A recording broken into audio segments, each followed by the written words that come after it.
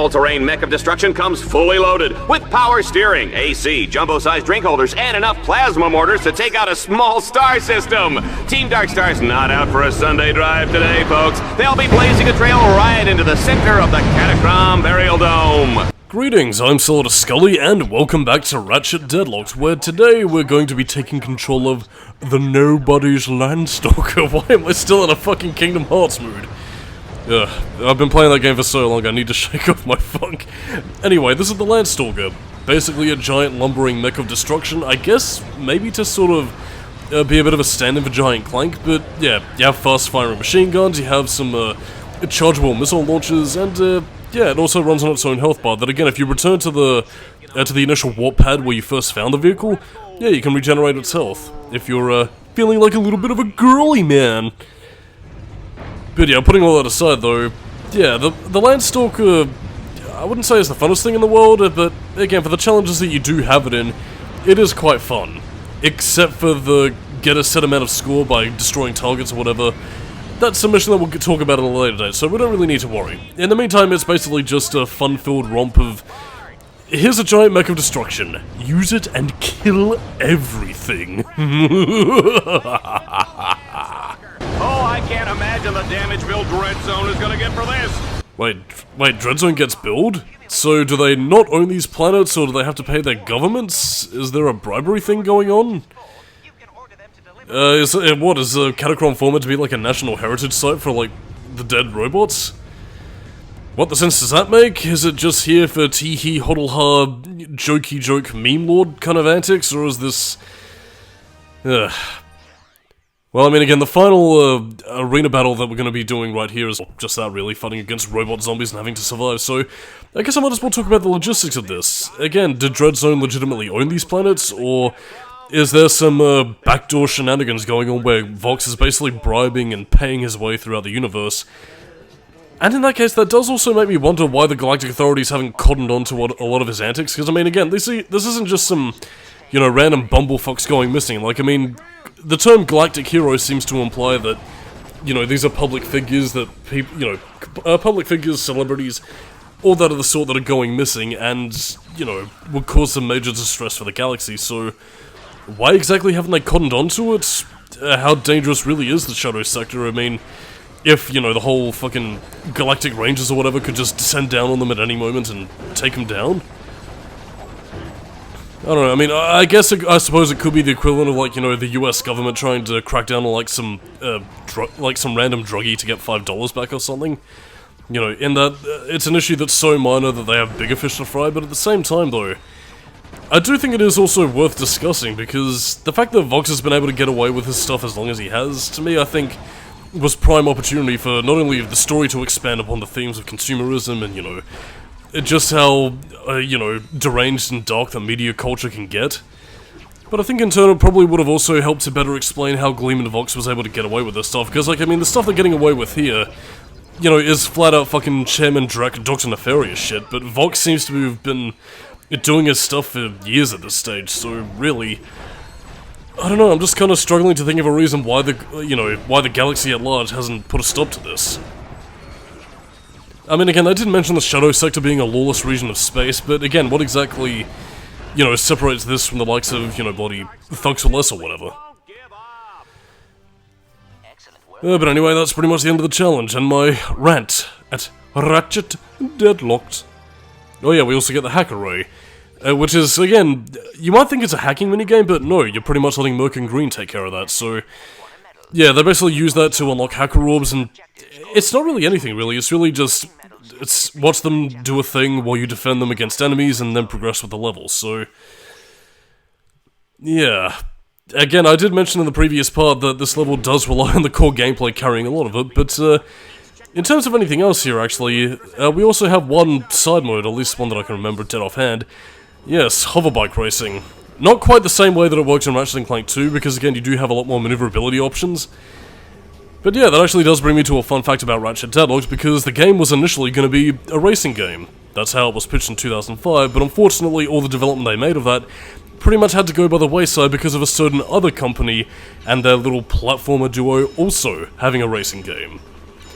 So yeah, because of Jack X, we lost out on a Ratchet & Clank racing game, and in turn, well, for better or for worse, depending on how much you like Deadlocked, that's either a good thing or a bad thing. I mean, I will say that I do like Jack X quite a bit, actually, but yeah, it's interesting. The racing mode here isn't really much to speak of. It's basically race through the rings before time runs out, and don't die, and just go through rings, because there's no time to waste. And bada bing, we do the thing. Da-da-da-da-da-da, we did a thing, and we are pissed at Naughty Dog for taking our game mode. Your status on Dreadzone now allows. But yeah, planets also have their own individual dread challenges that, again, you get for bolts and a bunch of other stuff here and there, so I've already explained all this. And in this case, it's either using the Landstalker to take out a set amount of enemies, which isn't the mission I was referring to earlier, mind you. Again, these sorts of missions where, again, you get to go to town and destroy a set amount of enemies before time runs out, that's okay by my book. What I was referring to, however, was, you know, destroying enemies in order to get a target threshold. It's basically a score attack kind of thing, where, again, you have to hit a set amount of score in order to win, except the time limits can be a little bit, well, tight, and you can get very antsy on the controls, so yeah, you really gotta have an itchy trigger finger for that one. Yeah, excuse me. Stuff like this, on the other hand, is actually quite fine. Really fun. They do pop out a few more, you know, plasma turrets here and there, so, you know, you do gotta watch out for the peppering rapid fire, but apart from that, it's all good, baby. Yeah, nothing really more to say on that matter. It is entirely possible to fail the challenges, but you don't really lose anything for it. It's pretty much just, you failed, now start from the beginning and try again. Although I will say, and kind of to my shame, that you won't really be hearing it all that much, but yeah, the challenge failed music. Actually, quite a cool little soundtrack piece. Which I suppose I might as well get into now, actually, David Bourgeois' soundtrack. I'd say it's probably my second favourite in the series, just behind Ratchet & Clank 3, and again, it does focus a little bit more on, like, you know, like the sort of dark synth kind of thing. You know, it's a better fit with, you know, Dreadzone's dark and dreary atmosphere. But again, it does work quite nice. It's very intense, very... it's quite slick and cool, really, which is pretty much a description for the game, if I could be perfectly honest. It's... Again, it's a great soundtrack. One of my favourite pieces that you're hearing at the end of the video is the Marauder qualification course, Grist for the Mill, the theme song that you hear on Planet Stygia, as well as Planet Auxon as well. Yeah, I guess the Shadow Sector, to kind of talk about, you know, Ratchet & Clank's galactic location, it is still technically in the Solana Galaxy, so we're not completely in unknown territory here. But at the same time, though, we are also visiting some planets that we've seen before, others are completely new, and one of the returning worlds is from Ratchet & Clank 1, which is Auxon. But again, we won't be seeing that for a while, so in the meantime, we have a Destroy the Monuments thing. Again, I do have to wonder, though, like, I mean, again, Dallas seemed to imply that Vox is paying, like, a damage bill to these planets, but at the same time, though, he's also destroying these monuments for the sake of setting up a challenge, so... I don't know. Gleeman Vox's character is a bit of an interesting one to tackle, because again, like, he is, you know, very much in that sort of classic Ratchet & Clank mold of, you know, he's all about the money, and, you know, he wants fame and viewership and just wants to get a piece of the pie, you know, as we heard in the early cutscene with Ace Hardlight.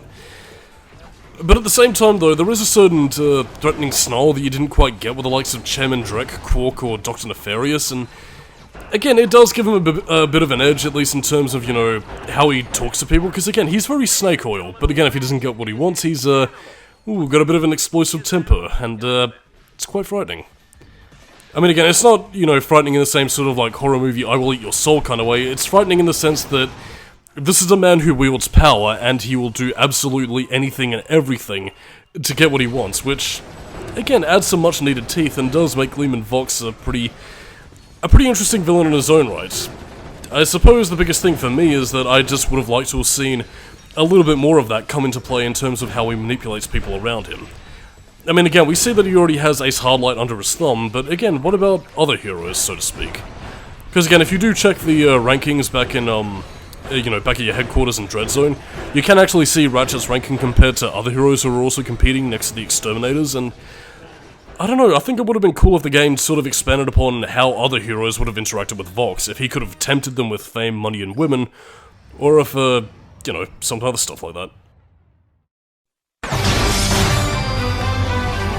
I I attack you with a spider tank, power level 5. I defend with level 6 lawn ninjas. Sucker! You fell right into my trap. You're exterminated.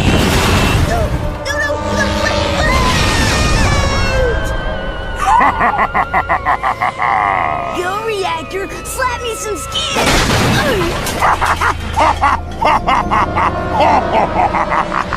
That's right, kids! Exterminator trading cards are here! There's Reactor, Shellshock, the Eviscerator, and your favorite Exterminator, Ace Hardlight!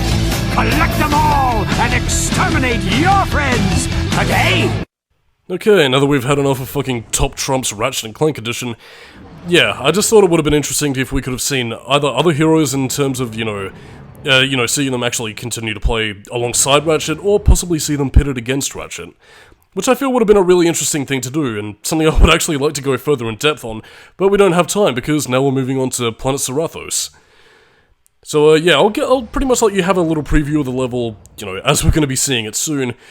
But yeah, we'll be tackling Sarathos next time, so I do apologise for the shortness of the part, but on that note, I am indeed Solidus-Skully. Keep it within the confines of New Metal, and next time on Ratchet Deadlocked, we're gonna be tackling Sarathos and its icky, ooey planetary slime.